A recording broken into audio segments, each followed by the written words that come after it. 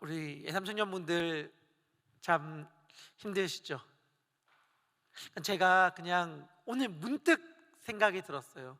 앉아서 예삼 청년분들 예배 들어오는 모습들, 찬양하는 모습들 살펴보는데, 제가 모든 사람의 상황과 형편을 세세히 알 수는 없지만 제가 봤을 때에 저 친구 참 삶의 짐이 무겁겠다, 참 쉽지 않은 발걸음을 하고 있겠다라고 하는 청년분들이 눈에 막 들어오는 거예요. 그래서 드는 생각, 참 힘들겠다, 참 하루하루가 참 고되겠다, 참 무겁겠다, 이런 생각들이 들었어요. 참 쉽지 않잖아요, 솔직히. 참 인생이라는 것이 어찌 그리 쉽기만 하겠습니까?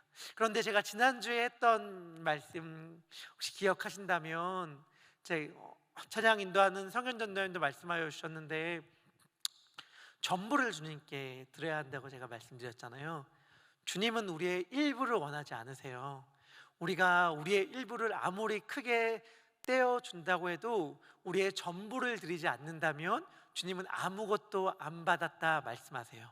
왜냐하면 주님은 언제나 우리의 전부가 되고 싶어 하시거든요. 예수님 자체가 우리의 일부가 되려고 오신 분이 아니라 우리의 전부가 되려고 오신 분이잖아요. 그 주님이 우리에게 말씀하신단 말이죠. 수고하고 무거운 짐진 자들아, 다 내게로 오라. 내가 너희를 쉬게 하리라. 오늘 삶의 많은 무거운 짐들로 인해서 수고하고 무거운 우리 예삼의 청년분들에게 예수님이 말씀하십니다. 내게로 와라. 내게로 와라. 나에게 너의 모든 걸 다 내어줘라. 그러면 내가 책임질게. 내가 책임질게. 너의 인생을 놓고 끙끙대면서 힘든 발걸음을 옮기지 말고 나를 신뢰해라, 이렇게 말씀해 주셔요. 우리 그 주님께 완전히 주님을 한번 신뢰했으면 좋겠습니다. 주님을 완전히 신뢰하고, 주님, 맞아요, 저 고민스러운 건 많아요, 걱정스러운 거 많아요, 쉽지 않은 삶의 영역들이 있어요. 그런데 주님을 신뢰하겠습니다. 그 모든 것들 다 주님께 내어 맡길게요. 주님께서 책임져 주시고 인도해 주세요 라는 마음을 가지고 우리 예배 안에 들어왔으면 좋겠습니다. 오늘 우리가 길어서 다 읽지는 않지만 한 번이라도 이제 돌아가서 읽는다면 참 재밌을 말씀이에요.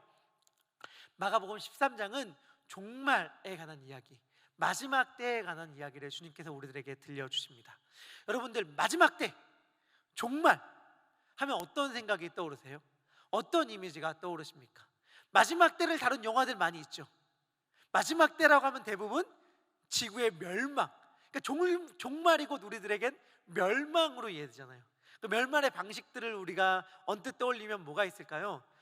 거대한 쓰나미, 혹은 지진들, 아니면 엄청난 화산 폭발, 행성 운석의 충돌, 이런 거로 인해서 지구가 멸망하고 이 땅에는 끔찍한 재앙과 재난이 닥치고 전염병이 막 돌고, 우리는 종말하면 그러한 이미지를 떠오르잖아요. 그런데 성경에서 말하는 종말, 성경에서 말하는 마지막 때는 완전히 그것과 정반대입니다. 성경은 마지막 때를 가리켜 뭐라고 얘기하냐면, 종말을 가리켜 뭐라고 말하냐면 아름답다, 이렇게 얘기해요. 성경이 말하는 종말은 아름다운 것, 영광스러운 것입니다. 왜냐하면 종말은 하나님의 뜻이 궁극적으로 이루어지는 순간이거든요. 그러니까 하나님께서 자신이 계획한 게 완전히 성취되는 순간이니까 얼마나 아름답고 얼마나 영광스러운 순간이겠어요. 그러니까 첫 번째, 종말에 대한 우리의 이해를 좀 바꿔야겠다. 마지막 때는 영광스러운 것, 아름다운 것이다, 이렇게 이해하셨으면 좋겠습니다. 그러면서 제가 여러분들에게 나누고 싶은 이야기가 생각났습니다. 여러분들은 혹시 인생을 살면서 어떤 좌우명이 있는지 모르겠어요. 내가 가치를 붙들고 살 말은 이거다, 내 좌우명은 이거야, 너 인생의 가치관은 뭐야? 라고 말한다면 난 이걸 내 인생의 가치관으로 여겨 라고 말할 수 있는 좌우명이 혹시 여러분들 삶 가운데 있나요? 저는 사실은 그런 좌우명들이 너무 많습니다. 그래서 사실 그 좌우명들을 쭉 어저께 우리 예삼 리더분들과 함께 이야기하다가 저도 모르던 사실을 깨닫게 됐는데, 제가 갖고 있는 수많은 좌우명들이 완전 정반대의 것도 있다는 걸 알게 됐어요. 그냥 필요할 때마다 그때마다 이렇게 꺼내서 쓰는 건데, 하여튼 제 좌우명 중에 하나가 뭐냐면 제 평생의 가치를 두고 살아가고 싶은 건데, 그게 뭐냐면 하루를 일생같이예요. 오늘 하루를 일생, 나의 평생처럼 살아가는 것, 이게 저의 가치관입니다. 이걸 가치관으로 삼게 된 계기는 아주 단순해요. 제가 너무나도 평범한 어느 날 교회로 아침에 출근하라고 운전해서 오고 있는데, 그날따라 캘리포니아의 햇살이 너무 따뜻한 거예요. 운전하면서 오고 있는데, 그래서 햇살이 차에 딱 비치니까 저도 모르게 그런 느낌이 들었어요. 아, 하루가 이제 시작되는구나. 출근길이니까 그런 생각 들 수 있잖아요. 하루가 이제 시작되는구나. 그 생각이 딱 드는 순간 어떠한 마음이 찾아왔냐면, 아, 오늘 하루가 시작되는 게 내 인생이 시작된 날로 여기며 오늘 하루를 살아갔으면 좋겠다. 그리고 오늘 하루 지나서 밤에 침대에 누워서 잠이 들 때에 내가 인생을 마무리한 것처럼 살았으면 좋겠다. 무슨 말이냐면, 제가 몇 년을 살지 알지 못하는데 70년을 산다, 80년을 산다고 한다면 내 평생의 날 70년, 80년을 압축한 것처럼 오늘 하루를 살았으면 좋겠다라는 생각이 든 거예요. 그렇게 생각을 하니까 하루가 너무 귀한 거죠.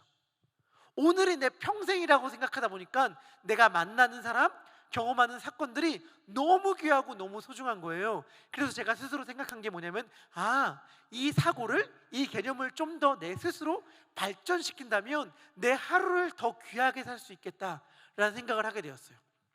그렇게 생각하면서 하루를 평생처럼 사는 길이 뭘까라고 생각을 하다 보니까 어떠한 생각을 했냐면, 하나님이 오늘 하루에 나만 바라본다고 생각하자.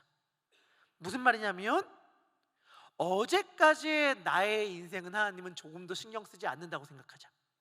마치 하나님이 나에게 이렇게 말씀하시는 것처럼 살자. 문구야, 내가 어제까지의 일은 절대 너에게 묻지 않을게. 어제까지 네가 어떠한 삶을 살아왔는지, 어떠한 죄를 저질렀는지, 어떠한 실수를 했는지 절대 묻지 않을게. 오늘 하루의 삶만 딱 놓고 내가 너를 평가할게 라고 주님께서 나에게 말씀하시는 것처럼 내가 살아간다면 오늘 하루를 진짜 귀하게, 의미 있게, 또 하나님 앞에서 거룩하게 살 수 있겠다라는 생각이 들면서 하루를 그렇게 살아야지 생각했어요. 이건 저에게 엄청나게 큰 유익을 주는 생각이었습니다. 제가 이제 베델교회 제 말씀 설교가 유튜브에 올라가잖아요. 저희 구글 계정이 문제가 생겨서 제가 의도하지 않고 제가 원하지 않았던 일이었는데 새로 구글 계정을 만들게 되었잖아요. 만들게 되었을 때 제가 미디어 팀에게 요청한 사항이 있습니다. 제 유튜브 댓글을 좀 닫아주세요. 제가 이유는 단순합니다. 이유는 단순한데 제 지난날이 떳떳하지 않기 때문에, 혹시 제 지난날을 아는 누군가가 거기에 뭐라고 글을 남기면 어떡하지? 라는 약간 늘 언제나 그런 불안감에 휩싸여 살아서 늘 그 요청을 했어요. 그러면서 제가 그런 생각을 많이 했단 말이죠. 내가 지난날 왜 이렇게 많은 실수를 저질렀을까? 왜 이렇게 지난날 헛되게 산 게 많을까? 지난날의 나의 실수가, 나의 잘못들이 막 언젠가 나를 덮치지 않을까? 이런 불안감이 늘 있었단 말이에요. 근데 어느 순간 제가 하루를 일생가치라는 개념이 딱 잡히니까 하나님이 저에게 놀라운 사실을 깨닫게 해주셨는데, 이건 여러분들도 새겨야 될 사실입니다. 하나님이 나에게 놀라운 사실을 깨닫게 해주셨는데 그게 뭐냐면 이거예요. 문구야, 지난날의 과오가, 지난날의 죄가 너를 발목 잡아 너가 오늘 쓰러질 일은 없을 거야. 그러나 너의 오늘 하루의 삶이 너를 무너뜨릴 수는 있다. 그러니 지난날 너가 똑바로 살지 못하는 것을 계속해서 근심하고 염려하며 매이며 살지 말고 오늘 하루를 내 앞에서 제대로 살아가라. 오늘 하루를 네가 내 앞에서 제대로 살아간다면 그것이면 완전히 충분하다 라는 말씀을 주셨단 말이에요. 그래서 그 다음부터 제가 그 마음을 확 잡고 살아가게 되었습니다. 맞아, 오늘 하루가 내 일생의 전부다. 오늘 하루를 내 평생을 사는 것처럼 살아가자. 그거면 충분하다 라는 생각을 가지고 오늘 본문을 펼쳤는데, 오늘 본문을 펼치면서 주님께서 저에게 새롭게 깨닫게 하신 사실이 또 하나 더 있었습니다. 그것이 오늘 설교의 제목이 되었는데, 그게 뭐냐면 제가 아까 제 좌우명이 하루를 일생같이라고 했잖아요. 하루를 일생같이, 그리고 일생을 영원같이. 사실 그 영혼같이 앞에 뭐가 더 붙었는데 청년들을 오히려 헷갈리게 할까봐 제가 설교 시간에 설명하려고 제목에선 뺐어요. 근데 그게 뭐냐면 이겁니다. 여러분들 잘 따라와 주시면 단순한 건데, 제가 하루를 일생으로 산다고 했잖아요. 근데 일생을 역사같이 살아야 되는구나 라는 생각이 됐어요. 역사라는 게 뭐냐면 다른 게 아니라 온 인류의 역사예요. 자, 우리가 구약에 나와 있는 말씀을 왜 봐요? 우리와 시간적으로 공간적으로 굉장히 멀리 떨어져 있는 그 이스라엘이란 나라의 이야기를 우리가 왜 배워야 하죠? 그 이유는 단순해요. 이스라엘에 일어났던 수많은 일들이, 이스라엘에 일어났던 수많은 국가적 일들이 우리 한 개인의 삶 가운데 펼쳐지는 신앙의 여정과 일치하기 때문이에요. 이스라엘이란 나라가 하나님을 잘 믿고 주의 말씀을 붙잡을 때 그 나라가 어떻게 되는지가 우리가 개인이 하나님의 말씀을 잘 붙잡을 때 어떻게 되는지와 일치하고, 이스라엘이라는 나라가 하나님의 말씀을 떠나 있었을 때 펼쳐지는 일들이 우리가 하나님의 말씀을 떠났을 때 펼쳐지는 일들과 일치하기 때문이에요. 사실은 이스라엘이라는 나라가, 민족이 원래는 한 개인 야곱의 이름이었잖아요. 한 개인 야곱의 이름이었기 때문에 이스라엘이라는 나라 국가적인 일은 우리 한 개인의 이러한 일들과 완전히 일치합니다. 동시에 제가 그러한 생각을 하게 된 거예요.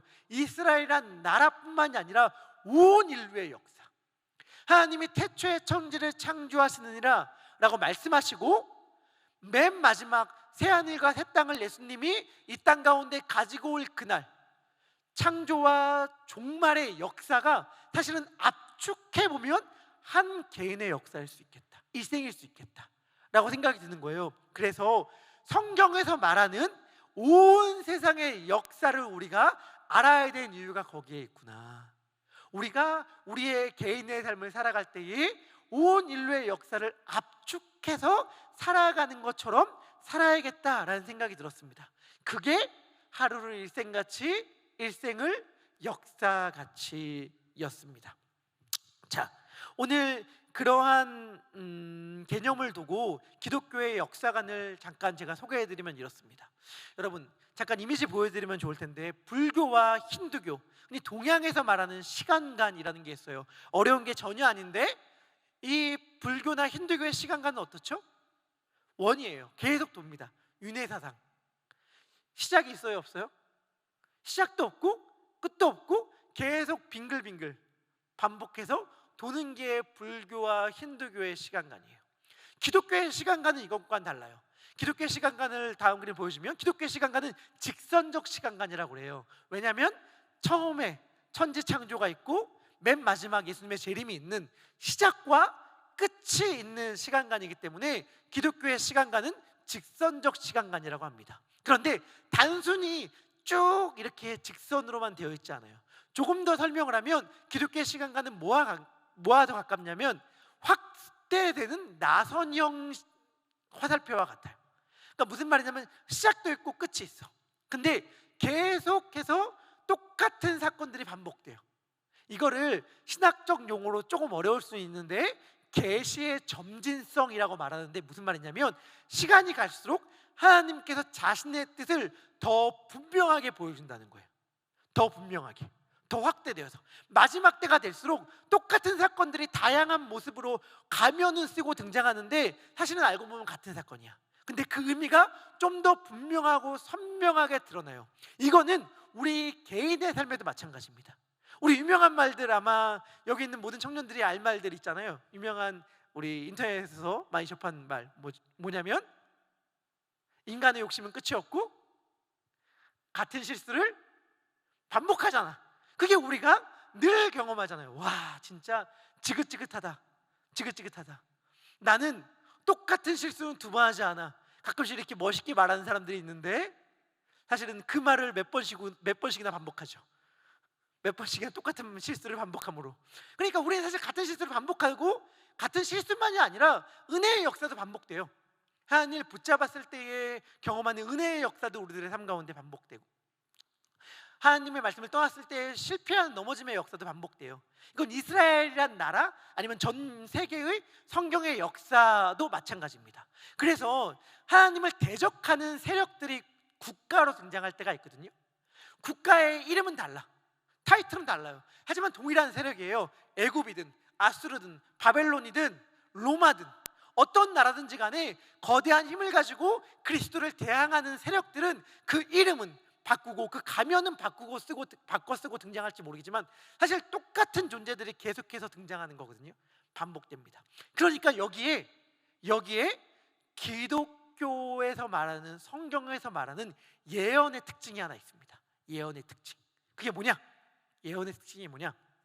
아까 그림 다시 보여주면 좋을 것 같은데, 자, 천지창조하면서 펼쳐지는 역사 한가운데 하나님이 예언을 하셨어요. 말씀 속에서 예언을 하면 그 예언이 성취가 될 거 아니에요. 그 예언이 이루어집니다. 그 예언이 이루어지는데 기독교는 역사가 반복되기 때문에 기독교 예언에 어떠한 특징이 있냐면 그 원을 보면 원이 계속 반복되잖아요. 단면을 보면 그 원만 계속 반복되어 커지는 원일 테니까 특징이 뭐냐면 예언이 반복돼서 성취된다는 거예요. 그러니까 뭐냐면 한 번 예언하고 2023년 3월 19일 날 비가 올 것이다 예언을 했어요. 며칠 전에. 그럼 2023년 3월 19일 날 비가 왔으면 끝났으면 그 예언이 맞아서 그냥 끝난 거잖아요. 근데 기독교 예언은 그런 식이 아니라 반복되어서 이루어집니다. 예를 들면 이런 거예요. 오늘 본문 가운데 마가복음 13장 14절의 말씀이 있습니다. 우리 마가복음 13장 14절의 말씀 우리 함께 읽도록 하겠습니다. 시작. 읽는 자는 깨달을진저 그때 유대에 있는 자들은 산으로 도망할지어다. 이게 예수님이 예언한 거예요. 멸망에 가증한 것이 서지 못할 것에 선 것을 만약에 너희가 보게 된다면 유대에 있는 자들은 도망쳐라. 예언한 것인데 이 예언은 예수님이 다니엘서의 말씀을 인용한 것입니다. 다니엘서 11장 31절을 보면 이러한 말씀이 나옵니다. 다니엘 11장 31절인데 군대는 그의 편에 서서 성소 곧 견고한 곳을 더럽히며 매일 드리는 제사를 폐하여 멸망하게 하는 가증한 것을 세울 것이며, 다니엘 11장의 이 말씀을 예수님이 인용하신 것인데 이 다니엘서의 말씀이 다니엘 9장에도 나오고 12장에도 나와요. 멸망에 가증한 것, 더러운 것이 거룩한 곳, 성소에 서게 될 것이다 라는 예언인데, 여러분 이 예언이 예수님 오시기도 한참 전에 이미 이루어졌거든요. 예수님 오시기도 한참 전에 신약과 구약 사이의 중간 시기라고 하는 그 시기 가운데에 알렉산더 대왕을 이어서 왕이 된 4명의 왕이 땅을 4등분해서 다스렸는데 그 중에 한 지역인 셀루쿠스라는 지역을 다스렸던 황제 안티오쿠스 4세라는 황제가 이미 예루살렘 성전에 제우스 신을 예배하는 분향소를 설치함으로 거룩한 곳에 멸망에 가증한 것이 서게 되는 예언이 응하게 되었습니다. 근데 기독교 예언의 특징 뭐라고 했어요? 반복되어 성취된다. 그때 이루어졌네? 하고 땡이 아니라 예수님이 다시 언급함으로 이건 예수님 때에 이루어졌어요. 근데 중요한 것 우리 시대 때도 이루어질 것이고 우리 시대에 이루어질 뿐만이 아니라 제가 아까 온 인류의 역사를 함축하면 우리 개인의 삶이라고 말했는데 우리 개인의 삶 가운데도 이루어질 거예요. 그래서 이 이야기를 살펴봐야 됩니다. 이것이 먼 훗날의 이야기 혹은 나와 상관없는 그냥 인류의 역사의 이야기가 아니라 우리 개인의 삶이라는 거죠. 우리 개인의 삶에 이 말씀이 실제적으로 이루어질 거예요. 그렇기 때문에 우리가 이 말씀을 집중하여 살펴봐야 합니다. 우리 한번 마가복음 13장 1절의 말씀을 우리 함께 같이 읽어보도록 하겠습니다. 1절입니다. 시작. 나가실 때 제자 중 하나가 이르되 선생님이여 보소서 이 돌들이 어떠하며 이 건물이 어떠하니까. 아멘. 우리말 번역은 이 돌들이고 이 건물들이라고 되어 있지만 이 영어 번역을 보세요. 원어에도 뭐라고 얘기하냐면 우와 예수님 우와 이거 보세요 이 돌들과 이 건물들 한번 보십시오 라고 하면서 완전히 감탄했거든요. 완전히 왜 이렇게 엄청나게 이야기를 했을까? 이 당시에 예루살렘 성전은 어떠한 상황이었냐면 스룹바벨이라는 사람이 돌아와서 이스라엘 민족들을 격려하여서 성전을 지었습니다. 그 성전이 사실은 작고 볼품없고 초라했는데 건축광이었던, 또 인정 욕구에 시달렸던 헤롯 대왕, 예수님이 태어났을 때 예수님을 죽이려고 했던, 아기 예수님을 죽이려고 했던 헤롯 대왕이 그 성전의 보수 공사를 시작합니다. 어마어마한 작업이었고, 예수님 당시에 보수 공사를 시작한 지 46년, 건축을 시작한 지 46년째였어요. 근데도 보수 공사가 마무리되지 않았어요. 그리고 언제 마무리됐는가? 헤롯 대왕이 시작한 이 공사는 헤롯 대왕의 아들 때가 아니라, 손자 때가 아니라 증손주, 헤롯 아그리빠 2세라고 말하는 헤롯의 손자의 아들 때에 그게 완공이 돼요. 장장 80년에 걸쳐서. 80년이면 우리 건축 하나 새로 하고도 남지 않겠어요? 그러니까 이거 완전히 다른 건물이 된 거예요. 완전히 어마어마하게 의리의리한 건물이 된 거였는데, 예수님 당시에도 이미 공사를 시작한 지 46년이 지났으니까 엄청나게 건물이 화려하지 않았겠어요? 예수님의 무리들은 지금 어떠한 무리들이냐면 촌동네에서 온 시골뜨기들이거든요. 갈릴리 촌동네에서 온 시골뜨기들이 사투리도 써. 막 그래서 사람들이 나중에 보면 사투리로 막 그 무리를 파악하거든요. 시골뜨기들이 예루살렘 성전을 보니까 막 눈이 돌아가기 시작하는 거예요. 마치 평생을 한국에 살다가 미국에 왔는데, 베들교에 딱 왔는데 스크린을 보는데 제가 턱이 떨어졌습니다. 제가 처음에 베들교에 와서 예배를 드리는데 2분정 영상이라고 하는 걸 처음으로 보는데, 와, 이거 진짜 이게 진짜 너무 감탄스럽더라고요. 다른 게 은혜가 아니야. 이 스크린만 봐도 은혜가 돼. 정말 이 스크린만 봐도 은혜가 되고, 와, 이 교회를 거느리는데도 거느리는 게 가슴이 벅차요. 와, 이렇게 좋은 교회가 있단 말인가. 저의 감정과는 비교도 할 수 없었을 거예요. 예수님의 제자들이 이 성전을 보면서 눈이 휘둥그레져서 다른 걸 얘기하는 게 아니야. 예수님, 이 성전 보세요. 와, 진짜 끝내주죠. 끝내주죠. 라고 하면서 감탄하고 있을 그때에 예수님은 차갑고 냉정하게 이렇게 말씀하십니다. 13장 2절의 말씀입니다. 우리 2절의 말씀 함께 읽도록 하겠습니다. 시작.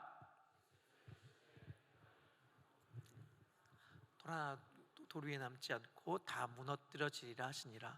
아멘. 예수님 뭐라고 말씀하시는 거예요? 감탄하니? 감탄하니? No.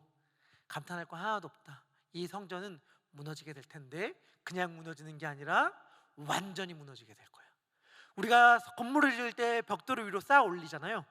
근데 돌 하나도 돌 위에 남지 않고 완전히 박살날 거야, 이렇게 말해줘요. 그리고 이 말은 실제로 이루어집니다. AD 70년 유대의 독립전쟁이 펼쳐졌고, 유대 사람들이 막 로마로부터 독립운동을 펼치기 위해 막 애써서 예루살렘 성전을 탈환해요. 예루살렘 성전을 탈환하고 우리 독립입니다 라고 외치니까 로마에서 독립군, 이스라엘 입장에서는, 유대 입장에서 독립군이고 로마 입장에서는 반란군, 그 반란군을 점령하기 위해 군사를 보냅니다. 후에 로마의 황제가 된 티투스라는 장군을 보내는데, 티투스라는 장군이 예루살렘 성전을 쳐서 완전히 멸망시키거든요. 그때에 루머가 로마 병사들 사이에 돌았어요. 루머가. 어떠한 루머가 돌았냐면, 이스라엘 민족들은 성전을 신성하게, 너무 소중하게 여겼기 때문에 성전을 지을 때 돌과 돌을 쌓을 때에 그 사이에 황금을 발라놨다. 이런 루머, 실제로는 아니에요. 근데 그런 루머가 돌기 시작하니까 그 황금을 갖기 위해서 로마의 군사들이 성전을 완전히 박살내기 시작합니다. 혹시 황금 있을까 해서.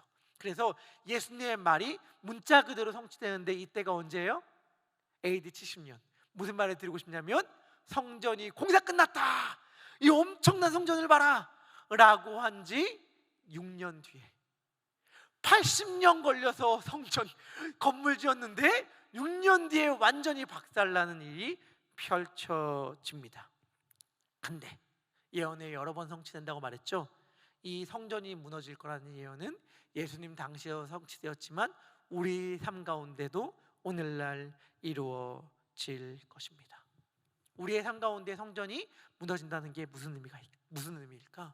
예수님의 말씀을 좀 더 살펴봤으면 좋겠어요. 예수님이 성전이 한눈에 보이는 감람산 위에 올라갑니다. 그러니까 제자들이 나와요. 13장 3절의 말씀입니다. 우리 같이 읽도록 하겠습니다. 시작. 베드로와 야고보와 요한과 안드레가 조용히 묻되, 이렇게 말씀은 이야기합니다. 예수님께서 성전이 한눈에 보이는 감람산이라는 곳에 올라가서 앉으셨는데 베드로, 야고보, 요한, 안드레가 나왔어요. 예수님의 최측근 3인방 베드로, 야고보, 요한, 이 세 명과 예수님이 함께한 적은 많은데 오늘은 처음으로 거기에 안드레가 추가됩니다. 이 안드레까지 추가된 이 4명은 누구냐? 마가복음을 보면 예수님을 맨 처음 따랐던 제자들이에요. 예수님과 시작을 함께했던 제자들이 지금 모여서 마지막 때에 관련돼서 묻기 시작합니다. 이들은 뭐라고 묻냐면 이렇게 묻기 시작해요. 예수님, 성전이 무너진다고요? 언제요? 예수님 지금 무슨 말씀하신 것 같은데 이 일들이 언제 이루어집니까? 어느 때에 이루어집니까? 라고 이야기합니다. 그들의 관심은 언제나 때에 있었어요. 언제요? 주님 언제 이 일이 이루어집니까? 때에 있었는데 예수님은 그들에게 말씀하십니다. 마지막 때의 모습은 이러할 것이다. 마지막 때에는 민족과 민족이, 나라와 나라가 일어나 전쟁을 펼칠 것이고 끔찍한 재앙이 일어날 것이고 너희들은 붙잡히게 될 것이다 하면서 예수님이 마지막 때에 일어날 수많은 엄청난 박해와 고난과 환난에 대해 이야기했어요. 그 일들이 얼마나 끔찍했냐면 예수님이 이렇게 말했습니다. 그때가, 이 일이 펼쳐질 때가 겨울이 되지 않도록 기도해라. 왜? 겨울날 도망가게 되면 추워서 더 힘들 테니까. 그날은 너희가 복받았다라고 말하는 임신한 사람들, 생명을 잉태하면 얼마나 축복받은 일이에요? 임신한 사람들이 오히려 저주받은 사람이 될 것이다. 너희가 오히려 어린아이들을 두고 있는 가정들이 저주받은 가정이 될 것이다. 왜? 그러한 임신한 상태에서 어린아이들을 둔 상태에서 도망가기도 힘들고 그 생명이 태어나자마자 맞이할 환경이 끔찍한 저주스러운 환경일 거기 때문에 너희들은 그 때를 맞을 때에 겨울이 되지 않도록 조심하고 그때는 오히려 임산부들과 어린아이들을 둔 가정들이 오히려 저주를 받은 가정처럼 여겨지게 될 것이다 라고 말할 정도로 어려운 시기가 너희들에게 찾아올 거라고 말씀하여 주셨습니다. 근데 문제는 제자들은 때가 언제냐고 물었는데 예수님은 때보다는 이렇게 말씀하셨어요. 때가 중요한 게 아니라 너희가 그때에 너희들이 취할 모습이 중요한데 어떻게 해야 되느냐? 너희들은 그때에 깨어 있어야 한다. 그리고 견뎌야 한다. 신뢰해야 한다. 이 말씀을 해 주셨습니다. 제자들은 때를 궁금해했죠. 여러분 하나 짚고 넘어갈 게 있습니다. 마지막 때 말세가 언제예요? 종말이 진짜 말세가 왔다, 진짜 끝이 볼라나 보다 라고 하는 사건들이 막 우리들에게 찾아오게 인식될 때가 있잖아요. 근데 마지막 때가 언제인가? 제가 성경적으로 마지막 때가 언제인지를 말씀해 드릴게요. 마지막 때가 언제인가? 여러분 구약을 보면 마지막 때처럼 느껴지는 사건이 있었어요. 그게 뭐냐면 노아의 홍수. 그렇죠? 노아의 홍수 때에 어마어마한 홍수로 온 인류가 종말을 맞이했습니다. 노아와 함께했던 8명의 식구만 빼고. 근데 노아의 홍수가 일어나기 전에 의미심장한 한 명의 사람이 존재했는데 그게 뭐냐면 성경 가운데서 가장 오래 산 인물. 여러분들 아세요? 성경에서 가장 오래 산 사람이 누구예요? 아는데 막 말하기 부끄럽죠. 막 입 안에서 맴돌죠. 가장 오래 산 사람이 누구냐면 무두셀라라는 사람이거든요. 무두셀라라는 사람이 969세를 살았어요. 969세를 살았는데 그 사람의 이름의 의미가 뭐냐면 심판을 던지는 자라는 뜻이었거든요. 그러니까 그 사람이 존재가 뭐냐면 심판을 상징하는 존재였어요. 그 사람 이렇게 이해하시면 좋아요. 무드셀라가 죽으면 하나님의 심판이 임해. 무드셀라가 죽으면 하나님이 이 땅을 심판하실 거예요. 그러니까 무드셀라가 장수한 것은 뭔가 보여주는 거죠. 하나님의 기다리심이 얼마나 긴지, 인자가 얼마나 크신지. 여하튼간 우리 사이에 무드셀라가 있어요. 누군지 제가 말 안 할게요. 근데 그 사람이 죽으면 심판이 와. 그러면 역설적으로 제가 얘기한다면 언제까지는 심판이 없다고 안심해도 됩니까? 언제까지는? 이 사람이 무드셀라가 죽으면 심판이 오는데 그럼 반대로 언제까지는 심판이 없구나 라고 하면서 안심하고 살 수 있나요? 죽기 전까지. 그렇죠? 근데 언제 죽을 줄 알고 언제 죽을 줄 모르잖아 우리가 인생을 살면은. 그러니까 죽기 전까지가 아니라 언제냐면 태어나기 전이죠. 왜? 최소한 태어나야 죽으니까. 태어나야 죽을 수 있으니까 태어나기 전까지는 안심이야. 근데 태어난 후로는 그때부터 긴장이죠. 언제 죽을지 모르니까. 오늘도 살아있네? 다행이다. 내일도 살아있는지 보자. 몸 건강해라. 이렇게 되는 거잖아요. 마찬가지로 우리가 마지막 때가 예수님이 다시 오시는 재림이 마지막 때라고 한다면 언제까지는 재림이 없는 거예요? 종말이 없는 거예요? 다시 오시기 전까지. 근데 언제 다시 오실 줄 알고, 예수님이 언제 다시 오시는지 말씀 안 해주셨는데 언제 다시 오실 줄 알고 우리가 안심입니까? 최소한 언제까지는 재림이 없다, 종말이 없다고 말할 수 있어요? 승천하기 전까지는. 최소한 올라가야 내려오시니까. 그러니까 성경은 베드로 사도도 바울도 뭐라고 얘기하냐면 자기가 살던 때가 말세다 이렇게 얘기해요. 왜냐하면 예수님이 승천하니까. 신학적으로 보면, 성경적으로 보면 예수님이 하늘로 올라가신 이후엔 늘 말세예요. 그래서 이 땅을 살아가는 사람들이 언제나 자기가 살아가는 때가 말세라고 느끼게끔 역사가 흘러갔고, 우리가 살아가는 이 시대가 말세다, 마지막 때라고 말하고 믿어도 전혀 문제가 없어요. 실제로 우리의 전 세대들이 그렇게 믿고 살아갔다고 해도 전혀 문제가 없다고 해도 괜찮습니다. 자, 그렇다면 우리가 지금 마지막 때를 살아가고 있고 우리의 인류의 온 역사가 우리의 인생으로 함축된다면 우리의 마지막 때는 언제인가? 그리고 우리의 심판의 때는 언제인가? 라고 우리가 물을 수 있겠죠. 근데 사실은 이러한 질문이 우리들에게 필요가 없는 이유는 우리가 살아가는 때가 마지막 때라고 느껴지는 게 자연스러운 만큼 우리의 인생 가운데 힘듦과 어려움의 시기가 사실 우리들에게 너무 피부로 와닿기 때문이에요. 다른 때가 아니죠. 바로 오늘 아니겠습니까? 그러니까 마지막 때, 종말의 때, 심판의 때, 전쟁과 전쟁이 일어나는 때, 전염병의 때, 엄청난 극심한 고난의 때가 사실은 우리들에게 오늘이잖아요. 오늘. 여러분들, 우리가 하는 기도와 우리가 주께 드리는 아래는 대부분의 내용들이 뭐예요? 여러분, 저는 이렇게 요약할 수 있을 것 같아요. 제가 우리 청년들의 삶을 보면 이렇게 요약할 수 있을 것 같아요. 주님, 언제까지입니까? 언제까지입니까? 어느 때까지입니까? 라는 질문들을 우리가 얼마든지 할 수 있지 않습니까? 좀 더 적나라하게 자극적으로 얘기해 볼까요? 주님, 언제까지 저는 혼자여야 합니까? 주님, 언제까지 우리 가정에 이러한 어둠의 일이 가지 않고 자리 잡고 있어야 합니까? 주님, 언제 저는 제가 원하는 남들처럼 제가 원하는 회사에 들어갈 수 있나요? 주님, 저는 언제 대체 그 학교에 들어갈 수 있는 겁니까?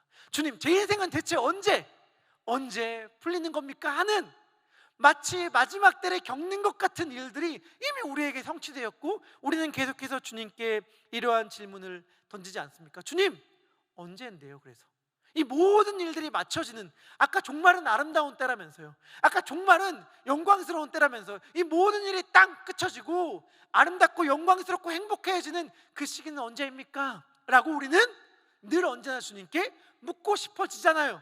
근데 언제입니까? 언제까지입니까? 라고 주님께 물을 때에 주님께서 말씀하시는 대답은 너무 명확하고 명료하지만 우리의 마음을 힘들게 하는 대답이죠. 마가복음 13장 32절인데요 우리 13장 32절의 말씀 우리 함께 읽도록 하겠습니다. 시작.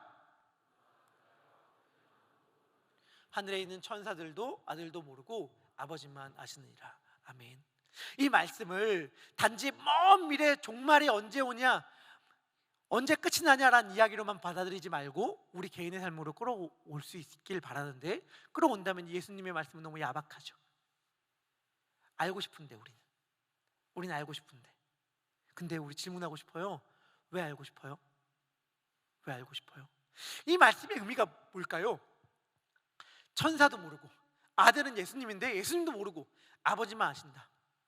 예수님이 모른다는 게 무슨 말일까? 수많은 주석책들은 이렇게 설명해요.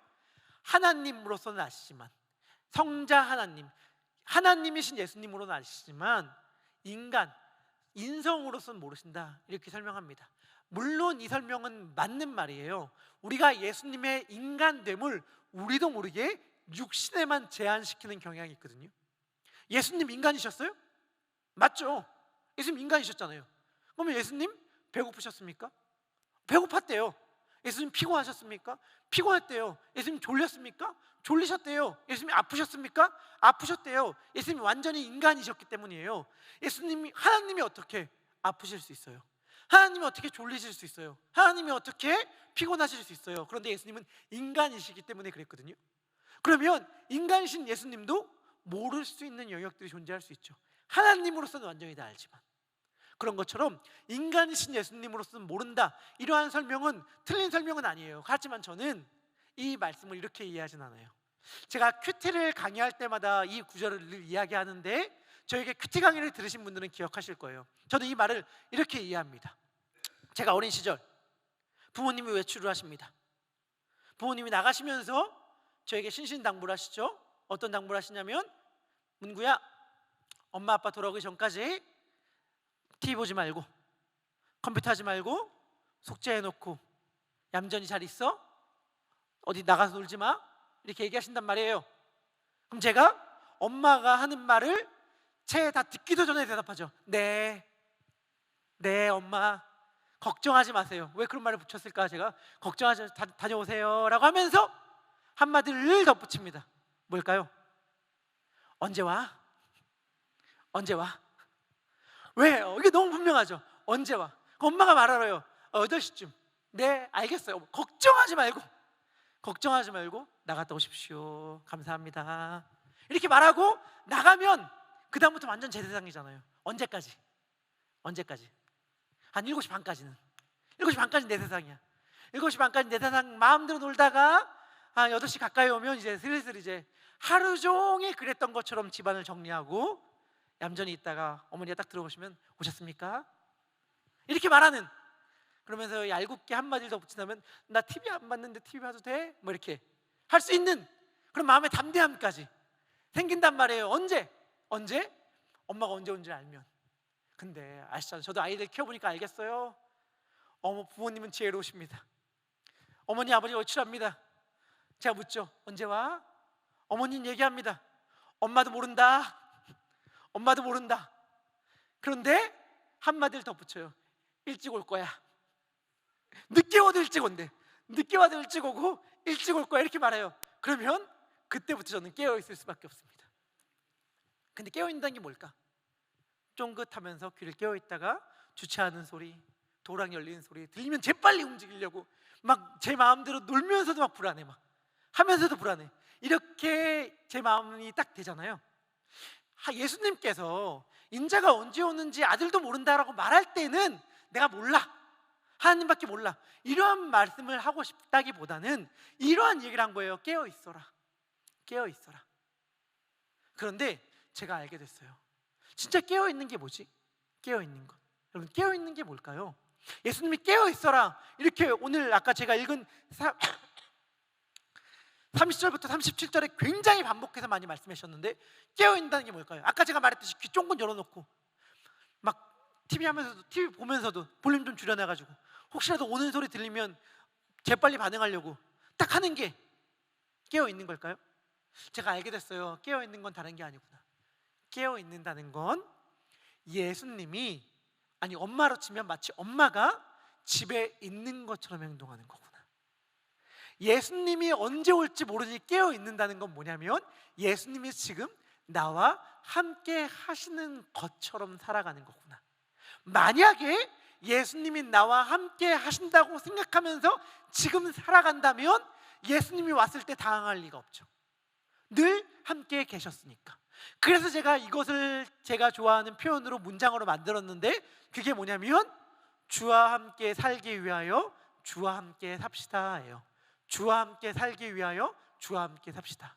주님이 오셨을 때 주님과 함께 살기 위하여, 영원한 그 나라에서 영원히 주님과 함께 살기 위하여 이 땅에서 지금 이 순간 주님과 함께 삽시다. 내가 주님과 함께 살기 위하여 주와 함께 살아야겠구나라는 생각을 하게 됐어요. 그렇게 되니까 오늘 하루가 영원같이 살게 되더라고요. 왜? 예수님과 같이 사는 순간 난 영원 속으로 들어가는 거거든요. 주님과 함께 영원히 살아갈 그 발걸음을 오늘 살아가게 되는 거거든요. 그래서 제가 이렇게 요약이 된 거예요. 하루를 일생같이, 일생을 역사같이, 역사를 영원같이 말이죠. 예수님과 함께 살아간다는 경험, 그게 뭘까? 또 생각해 보게 되었습니다. 아까 제가 때가 언제인지 주님께 늘 묻게 되는 시간을 우리가 보낸다고 했잖아요. 쉽지 않으니까. 그러면서 신앙적으로 우리는 늘 묻습니다. 아니, 고백합니다. 뭘 고백하냐면, 하나님, 그래서 저는 하나님의 때가 있다는 걸 믿습니다. 하나님의 타이밍이 있다는 걸 믿습니다. 그래서 지금은 힘들지만 하나님의 때에, 하나님의 타이밍에 이 모든 일들이 사라지고 해결될 걸 믿어요. 근데 언제요? 하나님의 타이밍이 있다는 건 아는데 언제요? 라고 우리는 묻잖아요. 그런데 제가 이렇게 생각하게 됐어요. 우리의 모든 시간이 하나님의 인도하심 아래에 있다고 우리가 고백한다면, 그리고 우리가 오늘 하루를 이미 오신 예수님과 함께 동행하고 살고 있다면, 사실은 모든 시간이 하나님의 때구나, 모든 시간이 하나님의 타이밍이구나. 지금 내가 나의 삶이 무너지는 것만 같고, 나의 삶이 망가지는 것만 같고, 전쟁이 일어나는 것만 같고, 돌 하나도 남기지 않고 박살내는 것처럼 경험되어지는 이 순간도 하나님의 타이밍이겠구나. 우리 그런 생각하잖아요. 하나님, 이것마저 어떻게, 내가 그래도 여기서 위로를 찾았는데 이것마저 어떻게 망가뜨릴 수 있습니까?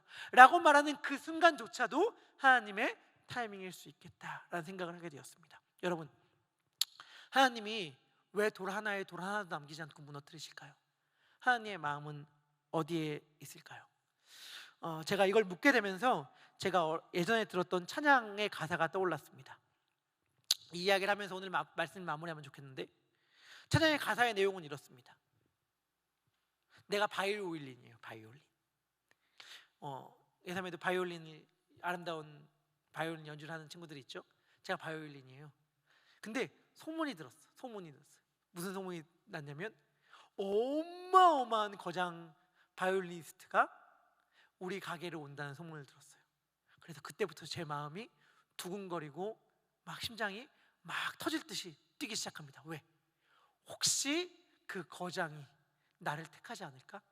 혹시 그 거장이 나를 딱 잡지 않을까? 내가 만약에 그 거장 바이올리니스트의 손에 딱 잡히기만 하면 난 정말 아름답게 연주를 할 텐데, 나의 존재는 정말 많은 사람들의 박수와 환호를 받게 될 텐데 라고 하면서 기대감과 설렘을 갖게 되었어요. 막 설렙니다. 근데 정말 그 거장이 찾아온 거예요. 우리 가게에 거장이 찾아와서 바이올린을 두리번 거리면서 고르기 시작합니다. 그러다가 탁 나를 잡은 거예요. 나를 딱 잡은 거야. 얼마나 기쁘겠어요. 와, 이제부터 내 삶은 얼마나 아름답게 빛날까? 이제부터 내 삶은 얼마나 아름다운 연주를 내면서 많은 사람들의 박수를 받게 될까? 엄청나게 설레며 가슴 벅차기 시작하는데, 이게 웬일이에요?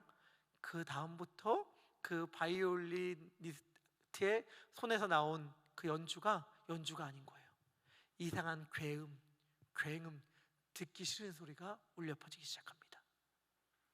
이러한 소리를 기대했던 게 아니었는데, 이러한 소리를 내가 원한 게 아니었는데 하면서 바이올린이 절망하고 좌절합니다. 왜 내 인생이 이렇게 됐지?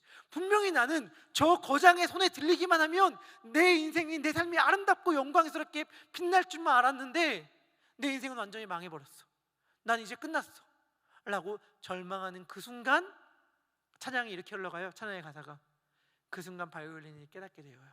뭘 깨닫게 되냐면, 지금 이 거장 연주가는 나를 연주하는 게 아니라 튜닝하는 거였구나. 연주가 아니라 튜닝하는 거였구나.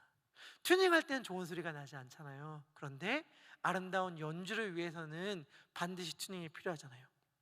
예수님이 돌 하나도 남지 않고 다 무너뜨린다라고 말씀하십니다. 우리의 삶 가운데에 그러한 삶이 경험될 수가 있어요. 제가 말했듯이 예언은 반복되어 성취되고, 그 성취된 예언은 우리의 개인의 인생 가운데 적용이 되니까. 근데 왜 예수님이 그렇게 무너뜨려요? 우리의 삶을 그렇게 왜 파괴시키세요? 우리가 망하는 걸 보려고? 예수님은 마치 철거 작업을 하듯이 우리가 쌓아 올린 모든 것들을 무너뜨리고 망가뜨리고 폐허로 만드는 것처럼만 느껴져요. 그래서 슬프고 속상하고 원망이 되기도 하죠. 하지만 예수님이 그러신 이유는 뭐냐면 철거한 후에 다시 짓기 위함이에요. 왜냐하면 우리가 쌓아 올린 그 집은 우리의 욕망과 이기심과 탐욕과 내 힘으로 지은 집이기 때문에 하나님이 함께 하실 수가 없거든요. 예수님이 함께 하실 수가 없거든요. 그 집은 무너져야만 합니다. 무너질 집이 무너진 다음에 예수님은 다시 우리 안에 집을 쌓아 올릴 것입니다. 제가 좋은 의미 있는 말씀 하나 알려드릴게요. 하나님이 우리들에게 갖고 있는 생각은 우리보다 하나님이 더 잘 아시겠죠? 우리가 하나님의 뜻을 막 짐작하면서 하나님 왜 이러세요? 왜 이러세요? 이렇게 말할 때 하나님은 이미 우리들에게 자신의 생각을 너무 분명하게 말씀해 주셨어요. 예레미야 29장 11절입니다. 뭐라고 하나님 말씀해 주셨냐? 여호와의 말씀이니라 너희를 향한 내 생각은 내가 안다. 너희가 아니라 내가 안다. 너희는 원망하고 저주하고 불평할지 모르겠지만 내가 내 생각 아는데 얘기해 줄게. 평안이야. 난 너희가 잘 되기를 원해. 재앙이 아니라 너희의 미래와 희망을 주는 거야 라고 하나님은 말씀해 주세요. 근데 우리의 삶 가운데는 그렇게 체험되지가 않잖아. 하나님은 우리들에게 희망을 주고 싶다고 말씀하시는데 우리들의 삶 가운데는 그렇게 체감되지가 않잖아요. 주님 언제요? 라고 말하고 싶은 게 우리들의 고백이잖아요. 근데 이미 예레미야를 시작할 때 예레미야를 통해서 하나님 말씀해 주셨어요. 예레미야 1장 10절에서 하나님 뭐라고 말씀해 주셨냐? 보라, 내가 오늘 너를 여러 나라와 여러 왕국에게 세워 내가 그것을 뭐라고요? 뽑고 파괴하고 파멸하며 넘어뜨리고. 뭐라고요? 뽑고 파괴하고 파멸하며 넘어뜨리고. 근데 왜 뽑아요? 왜 파괴해요? 왜 파멸시켜요? 왜 넘어뜨려요? 멀쩡한 사람은, 잘 살고 있는 사람 왜 망가뜨려요? 힘들어 죽겠는데 왜 이렇게 인생을 꼬이게만 하고 어렵게만 합니까? 왜? 건설하고 심게 하려고. 건설하고 심게 하려고. 힘들지? 아프지? 어렵지? 지치지? 견뎌. 마가복음 13장에서 예수님이 그렇게 많이 하시는 말씀, 견뎌. 깨어있어. 버텨. 왜? 지금 이 순간은 내가 함께하지 않는 순간이 아니고, 그래서 나중에 하나님 어느 때까지입니까? 라고 말하면서 그때만 바라보면서 지금은 내가 너를 챙기지 않고 너와 함께하지 않는 순간이 아니라 지금 나는 집을 짓기 위해 내가 거할 수 없는 너가 쌓은 집을 무너뜨리고 있는 중이야. 나는 지금 너를 튜닝하고 있는 중이야. 하나님의 때? NO! 지금이 내가 너와 함께하는 바로 그때야. 나를 바라봐라. 내가 너와 함께한다. 아프지? 힘들지? 괜찮아. 내가 너와 함께하잖아. 너가 만약 지금 나와 함께하고 있다고 생각하며 오늘을 살아간다면 너는 결국엔 경험하게 될 것이다. 튜닝이 끝나고 내가 너를 통해 아름답게 연주하는 그날, 너만 살려고 했던 이기적인 너희 집이 아니라 나와 함께 거하는 영광스러운 내 집이 너의 삶 가운데 지어지며 거기서 너와 함께 살게 되는 날을 경험하게 될 것이다. 주님은 우리들에게 이러한 약속을 말씀해 주십니다. 우리 그러한 기대를 가졌으면 좋겠어요. 그러한 소망을 가졌으면 좋겠습니다. 지금 나의 삶이 제 아무리 어둡게 느껴지고 무너지는 것 같고 다 빼앗기는 것 같고 다 망하는 것처럼 느껴진다 하더라도 기억하십시오. 주님은 우리를 결국엔 다시 세우실 것입니다. 우리 그러한 마음의 고백을 담아 함께 찬양했으면 좋겠습니다. 우리가 꿈꾸고 소망해야 될 분은 오직 예수님밖에 없습니다.